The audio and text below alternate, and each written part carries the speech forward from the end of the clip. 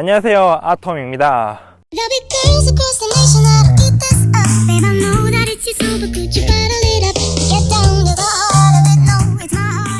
오늘은 바로 여기 요크에 위치해 있는 유채 꽃밭에 나와 있는데, 아쉽게도 여기 안쪽으로 들어가고 싶은데 안쪽은 사유지라서 들어갈 수가 없습니다. 그래서 밖에서 이렇게 촬영을 하게 되었습니다. 그래서 오늘은 어떤 이야기를 할 거냐면, 바로 초기 정착금, 워킹홀리데이 처음 왔을 때 초기 정착금 과연 얼마를 들고 와야 되느냐, 많이들 궁금해 하시고 걱정도 하실 텐데, 저는 그렇게 생각해요.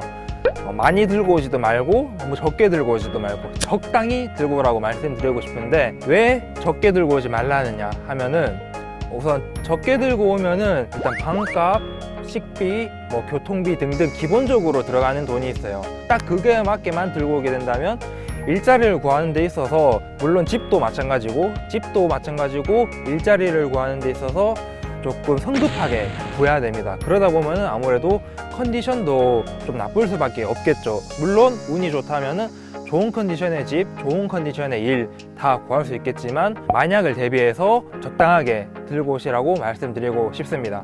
그리고 왜 너무 많이 들고 오지 말라고 하느냐면, 돈을 너무 많이 가지고 오게 되면 마음 자체가 너무 좀 느슨해지고, 일을 조금 더 나중에 구해도 되겠지, 지금은 여행을 많이 해도 되겠지, 이렇게 하다 보면 정말 좋은 일자리나 그런 거는 나중에 구할 때 없어질 수도 있습니다.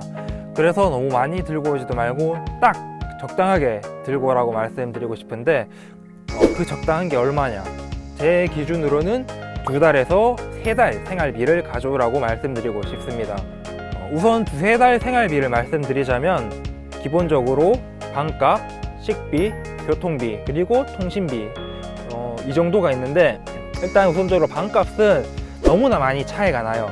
그 기준에 대해서는 이제 시티에 가까울수록, 아니면 2인 1실이나 3일 1실이냐, 그런 거에 따라서 좀 차이가 있기도 하고, 방을 내는 사람에 따라서 또 많이 차이가 있습니다. 100불부터 150불 혹은 170불 그 이상 하는 데도 있거든요. 그렇게 방값 같은 경우에는 너무 폭이 크다 보니까 150불 기준으로 말씀드릴게요. 150불 기준으로 한다면은 기본 2주치 본드, 2주치 디파짓이라고 해서 보증금을 내거든요. 그래서 300불 보증금, 그리고 2주마다 보통 페이합니다, 방값을. 그래서 보증금 300에 방값 2주치 300. 그래서 처음에 들어가는 돈 $600. $600가 처음 2주 살 수 있는 그 돈이고, 2달 8주를 계산한다면은 장비를 정지합니다. 8주를 계산한다면 1200불 방값에 300불 보증금, 그래서 1500불이라는 금액이 들어가게 됩니다. 1500불이 기본적으로 들어가는 방값이고, 거기에 자신이 식비도 있고 교통비도 있고 통신비도 써야 되는데, 통신비는 솔직히 싼 거를 쓰면 30불짜리를 쓰면 됩니다. 30불이면 28일 동안 쓸 수 있는 그런 플랜에 가입할 수 있거든요. 그래서 2달을 한다면 60불이 되고, 교통비는 솔직히 시티 내에 사느냐 아니면 외곽에 살아서 조금 왔다 갔다 많이 해야 되느냐, 그거에 따라서 좀 많이 다르긴 한데, 기본적으로 호주 버스비나 트레인 비용이 조금 한국에보다 더 높습니다. 그래서 자신이 얼마나 많이 돌아다니느냐에 따라 다른데, 30불 정도로 생각할게요, 일주일에. 그리고 식비도 많이 따져야 되는데, 솔직히 식비 같은 경우에는 줄이려면 엄청 많이 줄일 수 있어요. 식빵에다 그냥 잼 발라 먹고 우유 먹고, 아니면은 되게 싼 요리들 다 해 먹는다든지, 그렇게 하게 되면은 솔직히 20불이면 식비를 다 해결할 수 있습니다. 근데 그렇게 먹게 되면은 좀 영양도 좀 부족하고 좀 먹는 것도 좀 부실하고 하니까, 저는 기준으로 처음에 잡았던 게 일주일에 $50를 식비로 쓰겠다 해서 쓰고 있었습니다.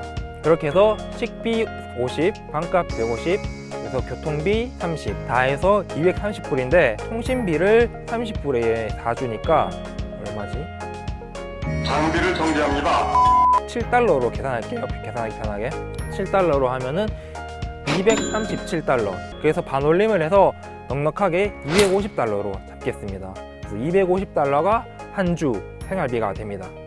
한 주 생활비. 이게 저는 제가 기준으로 잡은 거지, 줄이려면 훨씬 더 많이 줄일 수 있습니다. 저는 이제 많은 분들이 보시기 때문에 넉넉하게 $250로 잡고, 250달러 곱하기 8주 하면 딱 2,000달러. 2,000달러가 나오는데 여기다 보증금 300불까지 더하면은 2,300불이라는 금액이 나오게 되는데 이 금액은 좀 더 줄일 수도 있고 좀 더 올라갈 수도 있고 그것은 개인의 선택에 따라서 달라지는 거니까 저는 일단 2,300불, 8주에 2,300불 기준으로 말씀드렸습니다. 저 같은 경우에는 처음에 호주 왔을 때 2,200불을 들고 왔어요. 그때 당시 200만 원을 환전했나 하니까 2,200달러가 나오더라고요. 그래서 저는 나쁘지 않았어요. 그 금액이. 사실 조금 더 있었으면 좋았을 것 같은데 어차피 호주에서 일을 할 거니까 2,200불이 저한테는 딱 적당한 금액이었고, 만약에 제가 돈을 더 적게 들고 왔다, 막 한 달치밖에 돈을 안 들고 왔다, 그렇게 생각한다면은 저는 아마 일을 처음 구할 때 엄청 안 좋은 데서 구했을 거예요. 근데 저는 한 달 지나고 두 번째 달에 일을 괜찮은 데를 구해서 쭉 일을 했었는데, 어쨌든 결론적으로 말씀드리고 싶은 거는 너무 많이도 너무 적게도 들고 오지 말고 2달에서 3달 그 정도의 생활비만 들고 오시는 게 딱 좋다고 말씀드리고 싶습니다. 그리고 이건 번외로 말씀드리는 건데, 돈을 너무 많이 들고 오거나 현금으로 들고 오실 때 백패커스나 호스텔 같은 데서 며칠 지내게 되시면은 정말 돈 관리를 철저히 하셔야 됩니다. 제 아는 분 같은 경우에도 캐리어에 돈을 넣어뒀다가 방에 있던 사람인지 아니면은 뭐 밖에서 들어온 사람인지 그런 사람한테 소매치기를 당했다고 합니다. 그래서 오신다면은 은행 계좌를 만든 다음 바로 돈을 넣어두시고 그게 여의치 않다면 돈을 잘 숨겨서 잘 보관해 두시길 바랍니다.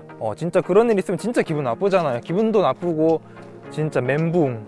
저 같았으면 진짜 완전 멘붕 왔을 것 같아요.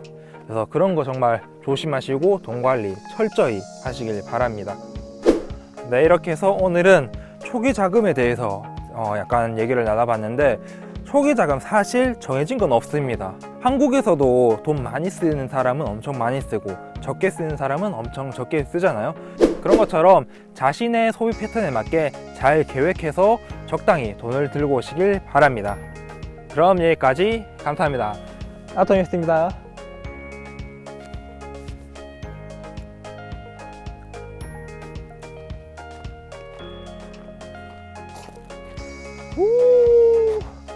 진짜 예쁘다 근데.